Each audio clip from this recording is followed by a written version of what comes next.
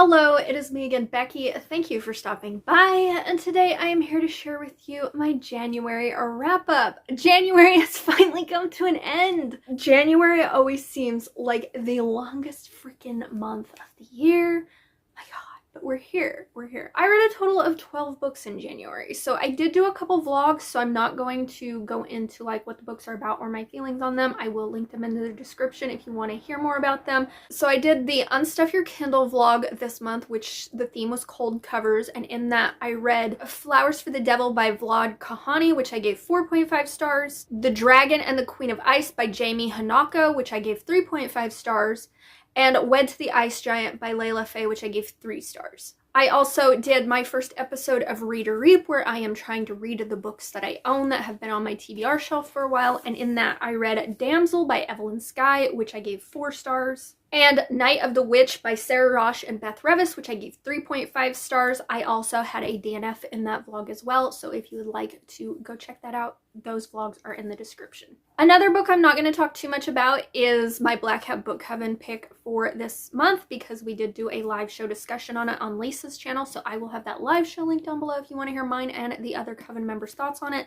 But that was Kiss and Spell by Celestine Martin, which I gave 3 stars. There were books this month that had things in them that I don't normally enjoy reading, and I ended up enjoying them. 3 of those books were in a series. I binge read the first 3 books in the Dirty Blood series by Penelope Bersetti. This is a very spicy fantasy romance. We're talking 90% smut, 10% plot, okay? Maybe 95% smut, 5% plot. There's not a lot of plot.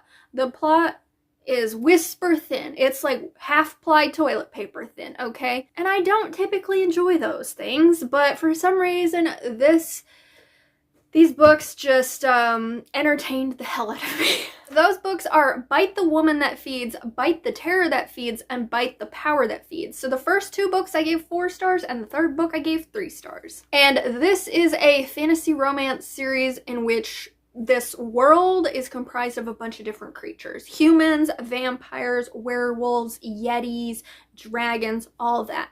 And the humans have been plagued with this sickness that is killing everyone off. So because the humans are dying and they are the blood supply for the vampires, the vampire king, whose name is actually King Snake, he comes to the humans' country? Capital? Realm? I don't know. He comes to the humans and he's like, we need people. And so the king of the humans, he offers up his ex-girlfriend who is immune to this sickness in exchange for the vampires not taking any more of the humans for their blood supply. This vampire king snake pretty much captures her.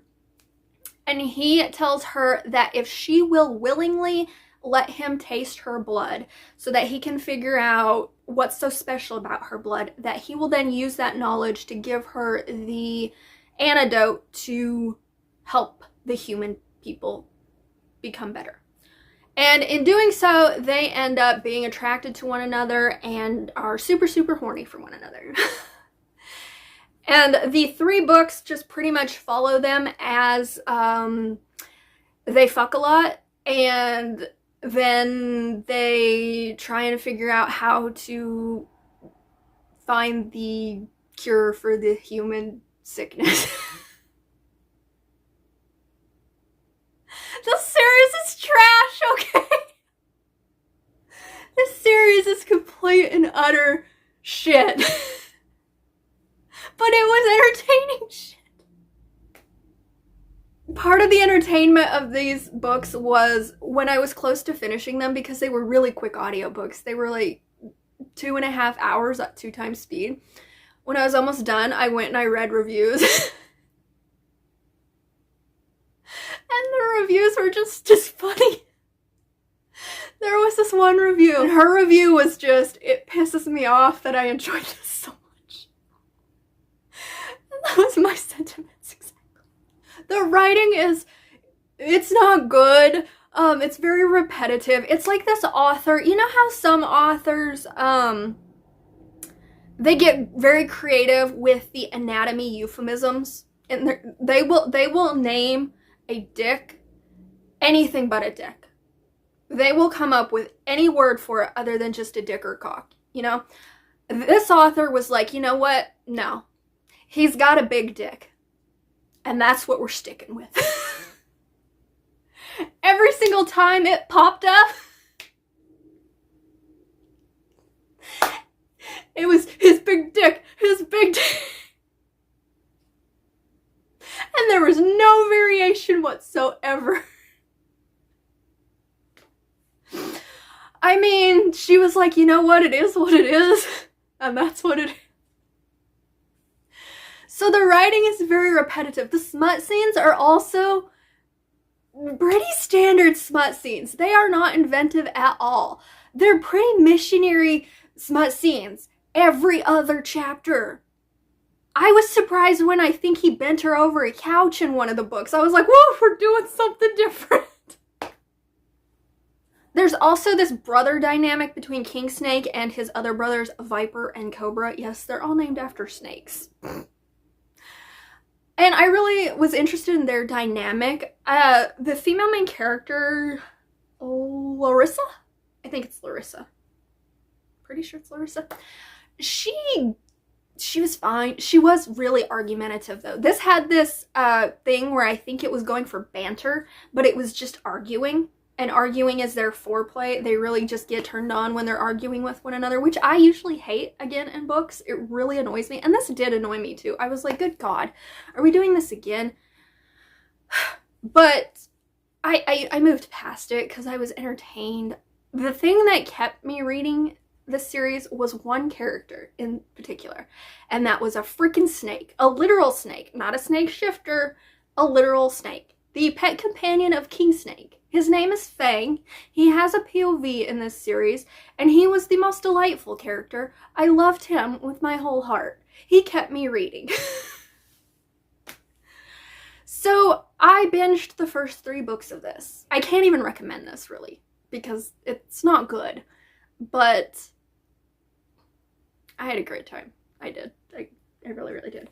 I did attempt to continue on with this because this is like a 6-book series, but then I got to the 4th book, and the 4th book follows a different brother. And when I tell you that the first 3 books had half-ply plot, the 4th book, I got about a quarter of the way through this very short book, and it had absolutely no plot at all.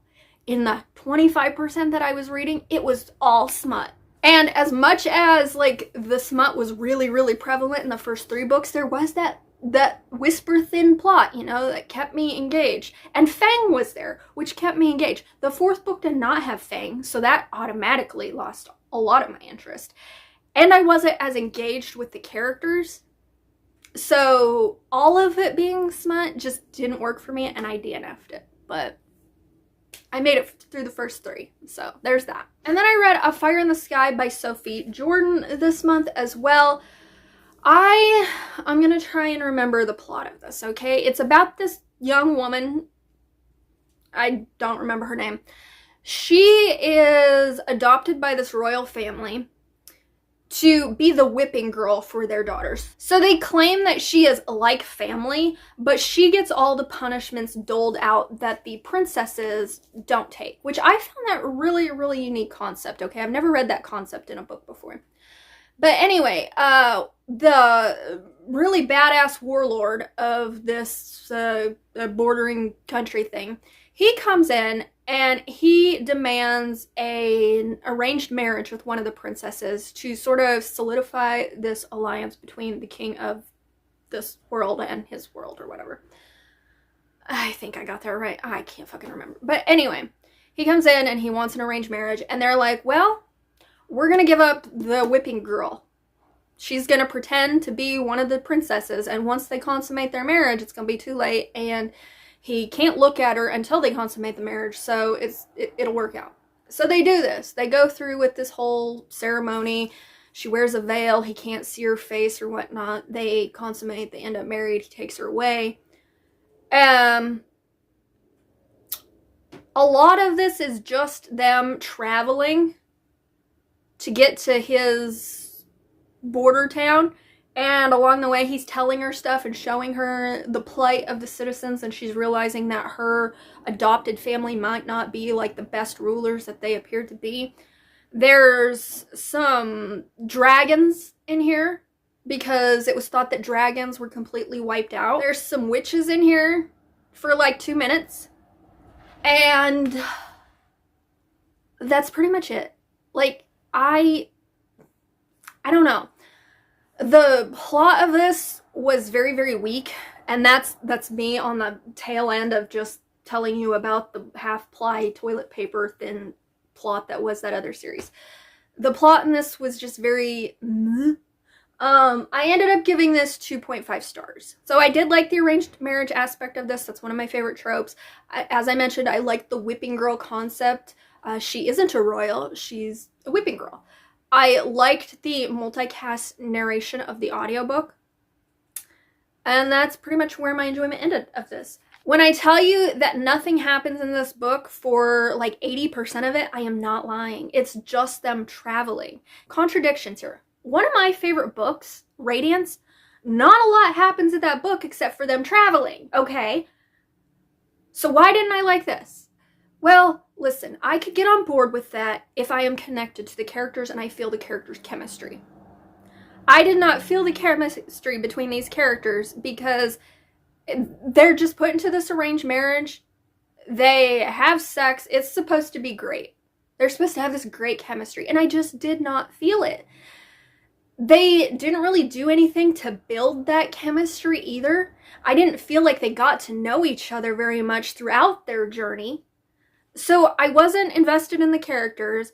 There was nothing happening. And at the 80% mark where something finally does happen, it was very, very predictable what was happening. There was also this POV in this book that I thought was completely and utterly stupid and useless, and that is her best friend's point of view, who, he's the Jacob in this story, okay?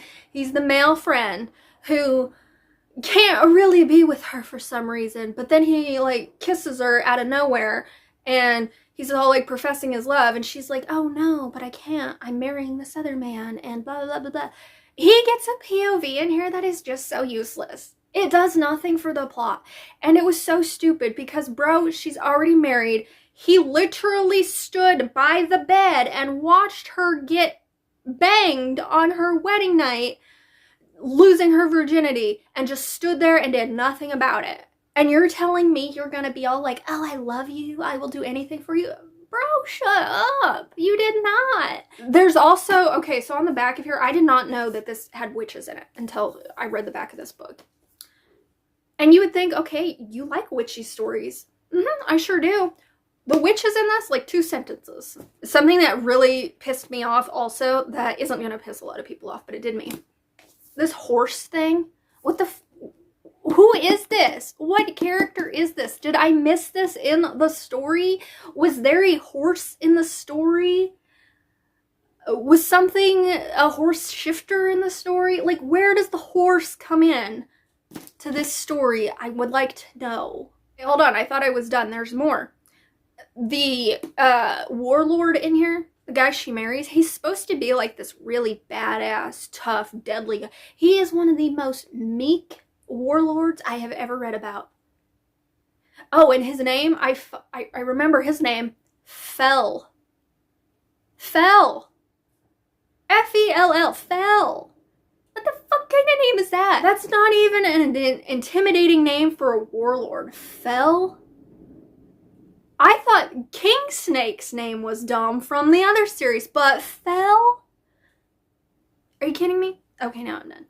I then read April from Happily Ever April's favorite book from last year because, okay, the way she was talking about this book, I was interested in it, and then she said it was friends to lovers.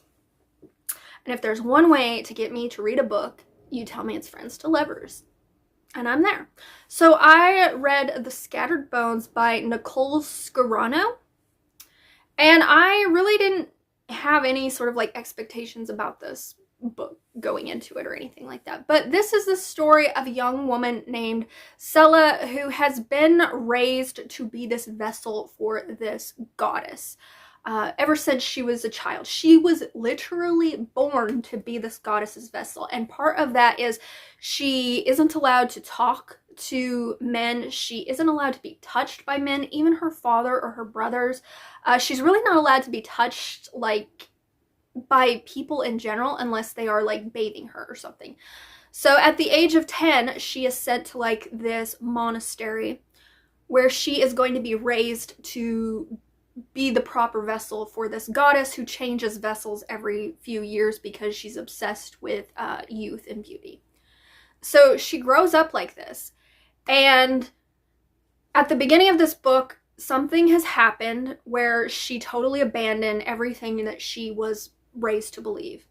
And she ended up falling in love. And her husband is brutally murdered, and his bones are scattered throughout this realm in the most dangerous of places. And this isn't a spoiler because it literally happens in the beginning of the book. She's telling us this. So this whole story is Sella is going through these tasks, through these dangerous landscapes throughout this realm to try and find her husband's scattered bones, hence the title, to resurrect him. And that is her mission. That's pretty much the plot of this book. So I fucking loved this book. I gave it 6 stars, okay? And I think I loved this book because it had a lot of similarities to my favorite book, Radiance. It's friends to lovers, favorite trope, okay? It involves an already married couple, okay? Love that. It has forbidden romance in it. It has dysfunctional family dynamics in it. It has excellent communication between the couple and consent. Big fan of that. It has some sweet caretaking scenes in it. This also has something that I personally don't mind in books. It's very low plot and character driven. So if you are a plot reader, if you want a high plot story with really intricate world building and adventure, this probably isn't going to be the story for you because it's very low plot. Like, the only thing driving the story forward is her trying to find her husband's scattered bones.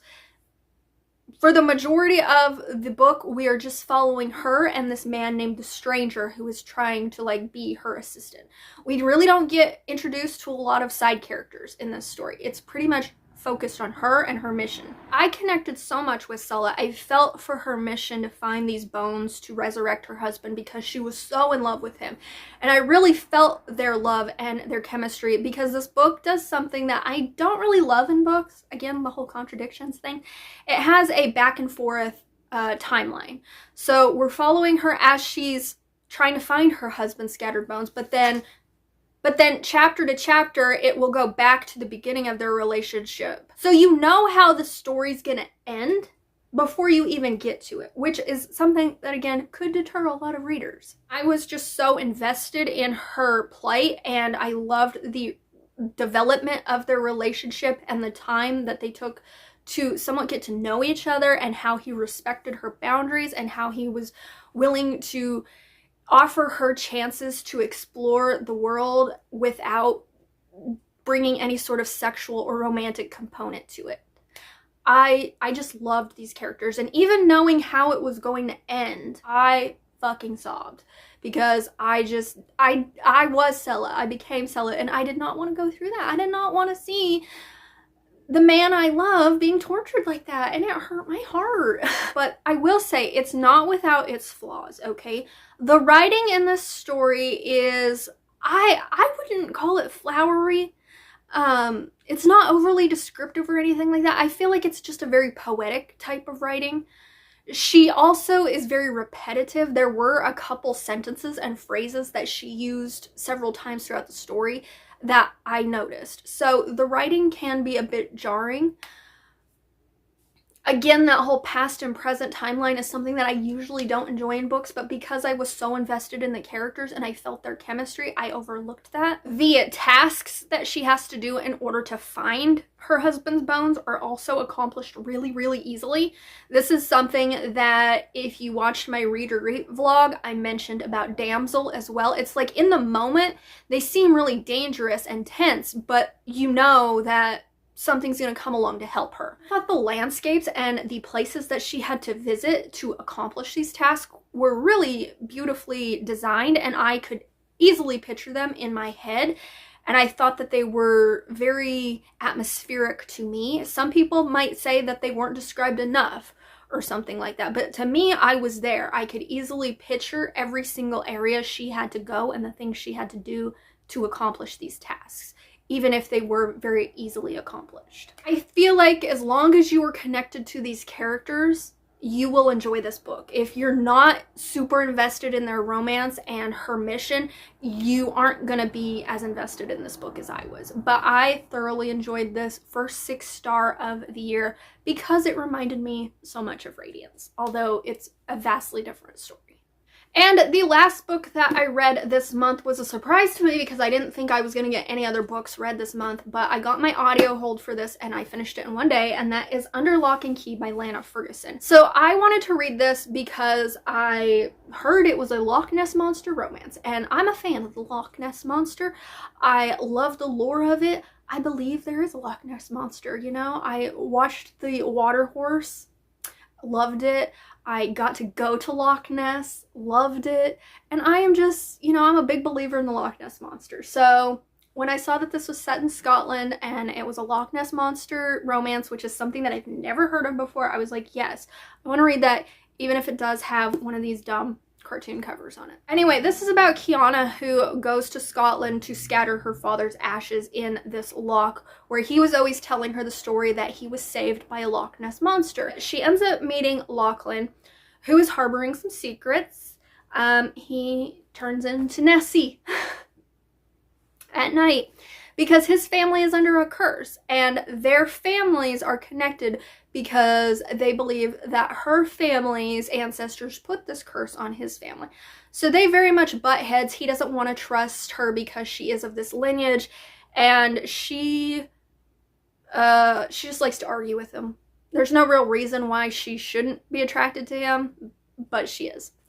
And they end up working together to try and solve the mystery of how to break his curse, and they end up falling in love. So of course I loved the Scotland setting. I loved that this was a Loch Ness shifter romance. This is not what I would call a monster romance. When I think of a monster romance, I think girl falls in love with a non-human thing, okay? This man is a shifter. This is a paranormal romance. This isn't a monster romance. He does kind of shift into Nessie, not like full-blown Nessie, but like parts of him can shift, including his dick. So that was fun. This story was also a lot more mysterious and serious than I was expecting from, like, you look at this cover and you think, oh, that's just gonna be a cute Loch Ness Monster romance with light and fluffy and haha. This wasn't that funny. This was very serious and had sort of melancholy, sad vibes to it. So don't go into this thinking you're going to get a light, fluffy, hilarious rom-com. And that ain't this. This is like a paranormal mystery romance, which I wasn't expecting, quite honestly. This does have some lore in it with Kelpies as well, which I also found really interesting. And it's probably just the fact that I have a bias. I love the Loch Ness Monster lore, so I gave this 5 stars. I loved the audio narration of it. It is dual cast, and it's dual cast in the way that when the guy has a line within the girl's perspective, he actually narrates it. A couple things I didn't love about this is, once again, she is a very argumentative character. I feel like authors try really hard for this banter, and it often just comes across as obnoxious. Like, she's always calling him an asshole. For no reason at all. He'll just say something, and he's not even saying it in something. He'll call her princess, and she's like, asshole. I'm like, wow. He gives you the nickname princess, and you give him the nickname asshole. How romantic. I also felt like the bad guy within this story, I felt bad for him, and I often don't feel bad for the bad guys, but I felt bad for the bad guy in this, and I was like, that came out of, like, I knew, I saw it coming. I did. I saw what they were doing, and I'm like, yep, that's gonna be the bad guy right there. But I wish it wouldn't have gone that path, because I actually really enjoyed the bad guy of this story, and I feel like he was done dirty. And those were all the books that I read in January. So let me know down in the comments, have you read any of these? Do you plan on reading any of these? Do any of them look interesting to you? Or what was your favorite book of January? But if you don't want to comment any of that, but would like to let me know that you made it to the end of this video, could you leave me a bone emoji for the Scattered Bones, which was my favorite book of the month? And until my next video, thank you so much for watching and good luck on your February reading plans. Bye.